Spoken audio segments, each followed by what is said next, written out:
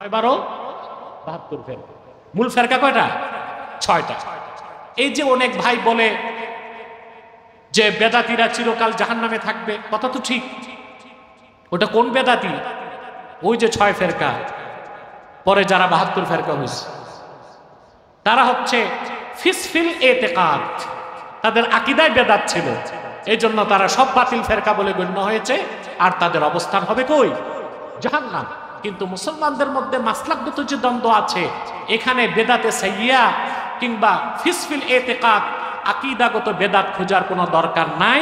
Maslak মানি হচ্ছে হকপন্থী, ফেরকা মানি হচ্ছে বাতিলপন্থী। কোন বাতিল পন্থীদের সাথে, কোন ফেরকার সাথে মুসলমান ঐক্যবদ্ধ হইতে পারে না। মাসলাকগুলো ঐক্যবদ্ধ হইতে পারে, ফেরকাগুলোর সাথে এক হইতে পারে না। ফেরকা কয়টা? জোরে বলেন। 6টা হইছে কয়টা? 72টা। 72টা ফেরকা।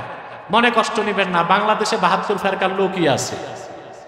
এই জন্য এই দেশের মানুষকে এক করা খুব কঠিন, এক করা খুব। এখানে কাফের মুশরিক বেঈমানরা তো আছেই, সাথে 72 ফেরকার মানুষও আছে। আমি একটি হাদিস শোনাচ্ছি আপনাদেরকে। হাদিসটি ওয়া আখরাজা আবু দাউদ ফি সুনানিহি মিন হাদিসি মুআওিয়াতা ইবনে আবি সুফিয়ান আনিন নবী সাল্লাল্লাহু আলাইহি ওয়াসাল্লাম। হযরত মুআবিয়া ইবনে আবি সুফিয়ান থেকে হাদিসটি ইমাম আবু দাউদ তার সুনানে উল্লেখ করেছেন। قال ألا إن من قبلكم من أهل الكتاب افترقوا على 72 ملة وإن هذه الملة ستفترق على 73 72 في النار وواحدة في الجنة। রাসূলুল্লাহ সাল্লাল্লাহু আলাইহি ওয়াসাল্লাম ইরশাদ করেছেন, তোমাদের পূর্বে যারা ছিল, বনি ইসরাইল বিশেষ করে, বুঝলেন? ওটা অন্য রিওয়ায়াতে আসছে, তারা 72টা ফেরকায় বিভক্ত হয়েছিল। কটা ফেরকায়? অন্য রাওয়ায়াতে এসেছে মুসা নবীর সময় বনি ইসরাইল 71 ফেরকায় ভাগ হয়েছে, ঈসা নবীর সময় 72 ফেরকায় ভাগ হয়েছে। আল্লাহর হাবিব বলেছেন, আমার উম্মত 73 ফেরকায় বিভক্ত হবে, 72টাই জাহান্নামে যাবে, একটা ফেরকা জান্নাতে যাবে। ওই ফেরকাটার নাম আহলুস সুন্নাহ ওয়াল জামাআহ। তাদের নাম কি? আহলুস সুন্নাহ ওয়াল জামাআহ। আহলুস সুন্নাহ, সুন্নাহ কি? আম্মা সুন্নাতু ফাহিয়া মা সান্না রাসূলুল্লাহ সাল্লাল্লাহু আলাইহি ওয়াসাল্লাম ওয়াল জামাআতু মাত্তাফাকা আলাইহি সাহাবা।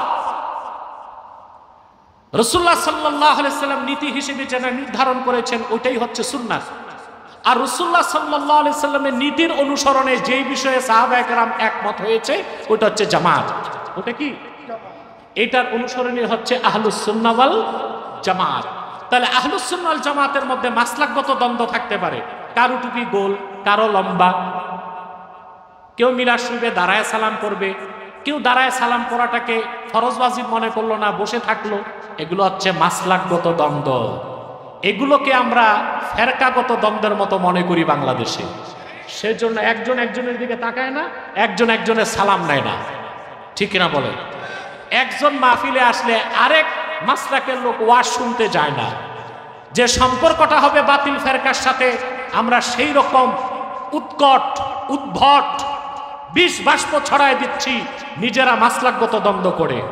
এটা আমাদের ভবিষ্যৎকে অন্ধকার করবে এবং কাফের মুশরিকদেরকে তাদের স্বার্থ হাসিল করার জন্য বাংলাদেশে একটা বড় ধরনের সুযোগ করে দিবে। মাসলাক আমারটা আমার থাক, তোমারটা তোমার থাক। এখন তুমি যখন ফতুয়া দিবা আমাকে বেদাতি, আমি তো তখন তোমার দাঁত গণবো, ঠিক আছে? সূত্রপাত তো এখানে। এখন একজন বলবে আপনার টুপি এটা কি সুন্নত নাকি? তা আমি যদি প্রশ্ন করি শুধু টুপি পরা সুন্নতে রসুল, একটা দলিল দেখাও। শুধু টুপি পরাই তো সুন্নত না, সুন্নতে সাহাবা। অবশ্যই সুন্নতে রাসূল হবে তখন যখন টুপির সাথে পাগড়ি থাকবে, গোড়ায় খবর নাই।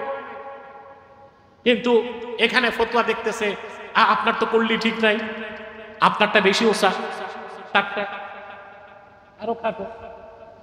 ভাই, টুপি জুব্বা কুর্তা নিয়ে ঝগড়া করতে করতে বিজাতি যখন সুযোগ নিবে, কল্লাই তো থাকবে না, তো টুপি লাগাবা কই? শুধুমাত্র কাফের মুশরিকদের তাসাব্বুহ বা সাদৃশ্য হয় এই রকম টুপি লাগানো যাবে না। ওরফে যেটাকে টুপি মনে করা হয় সেটা পড়লে সওয়াব পেয়ে যাবে। কথাটা বুঝেন নাই? আবার ভুল বুঝেন না যে আমি বলছি টুপি পরা সুন্নত না, সুন্নতে রাসূল না, শুধু টুপি পরা সুন্নতে সাহাবা। শুধু টুপি পরা রাসূলুল্লাহ সাল্লাল্লাহু আলাইহি ওয়াসাল্লামের সুন্নত হবে তখন যখন টুপির সাথে কি থাকবে? পাগড়ি থাকবে। কথাটা বুঝতেছেন ভাই? প্রিয় ভাইরা, ৭২টা ফেরকা, তাদের কারো সাথে আমাদের কোনো ঐক্য হতে কথা বলেন পারে না। সেজন্য ইসলামের ইতিহাস আমাদেরকে প্রমাণ দেয়। ক্রুসেড যুদ্ধের সময়, ক্রুসেড যুদ্ধ হয়েছে ৭ বার। কয়বার? এই ৭ বার ক্রুসেড যুদ্ধে, শত শত বছরের যুদ্ধে সব সময় মুসলমানদের সাথে ইহুদি খ্রিস্টানদের সাথে ঐক্য করেছিল শিয়া সম্প্রদায়, আর মুসলমানদের বিরোধিতা করেছিল। হযরত আলী রাদিয়াল্লাহু তাআলা আনহুর জামানায় দ্বন্দ্ব হয় নাই? হযরত আলীর দ্বন্দ্ব ছিল খারিজিদের সাথে। কাদের সাথে? খারিজিদের অবস্থান ছিল ইরাকের হারুরাতে। কোথায়? খারিজিদেরকে বুঝাতে হযরত আলী ৩ বার পাঠালেন হযরত ইবনে আব্বাসকে। কতবার? ৩ বার। ৩ বার তারা বুঝলো না। পরিশেষে হযরত আলী তাদের বিরুদ্ধে যুদ্ধ করেছেন। ১২,০০০ খারিজির মধ্যে ৮,০০০ যুদ্ধে নিহত হয়েছে, ৪,০০০ পরাজিত হয়ে পালায়ে গেছে। প্রশ্ন হলো, কেন? খারিজিরা তো নামাজ পড়তো ৫ ওয়াক্ত। ইবনে মাজার হাদিসে এসেছে আল্লাহর হাবিব সাবধান করে গেছেন সাহাবায়ে কেরামকে, এমন একটা কওম বা দল বের হবে যাদের নামাজ দেখলে তোমাদের নামাজকে তুচ্ছ মনে হবে, যাদের রোজা দেখলে তোমাদের রোজাকে তুচ্ছ মনে হবে। ইয়াকরাউনাল কোরআন, যারা কোরআন পড়বে কিন্তু কোরআন তাদের কণ্ঠনালীর নিচে নামবে না। এই খারিজিদের সাথে হযরত আলী যুদ্ধ করলেন। ৮,০০০ খারিজি যুদ্ধে নিহত হলো, ৪,০০০ খারিজি চতুর্দিক পালায় গেল। কেন? হযরত আলী কি ঐক্য করতে পারতেন না? কথা বল, কেন করলেন না? বাতিল ফেরকা কি? অথবা এখনো যারা সুন্নি আর শিয়া ঐক্য করতে চায় তাদের মানহাজ ভুল, তাদের কনসেপ্ট ভুল। কোনদিন শিয়াদের সাথে আহলুস সুন্নাহ ওয়াল জামাত ঐক্য করতে পারে না। সেই ঐক্য হতে পারে বাণিজ্যিক, হতে পারে সামরিক, হতে পারে আমদানি রপ্তানি, হতে পারে অন্যরকম, কিন্তু ভ্রাতৃত্ব কিংবা কোনো সংস্থা কিংবা কোনো ঐক্যবদ্ধ প্ল্যাটফর্মে আহলুস সুন্নাহ ওয়াল জামাত কোনো বাতিল ফেরকাকে নিতে পারে? আহলুত তাশাইয়ুদের ব্যাপারে একটু সাবধান করে দিচ্ছে আপনাদের। শিয়া সম্প্রদায় এর ইসনা আশারিয়া বা ১২টা সম্প্রদায় তারা, কিন্তু মূল 2 ভাগ, একটা আহলুত তাশাইয়্যু কুবরা আর একটা আহলুত তাশাইয়্যু সুগরা। একদল হচ্ছে ছোট শিয়া, আরেক দল হচ্ছে বড় শিয়া।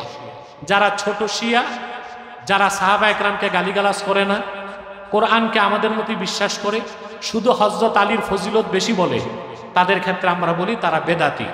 কিন্তু আহলুত তাশাইয়্যু কুবরা, তাদের বিশ্বাস হচ্ছে সাহাবায়ে কেরাম কোরআনের মধ্যে পরিবর্তন করছেন, আমরা তাদেরকে মুসলমান মনে করি না।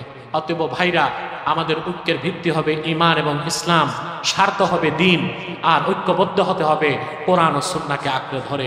পারবো তো ইনশাআল্লাহ আমরা? অনেক রাত হয়ে গেছে, আর আমি আপনাদেরকে কষ্ট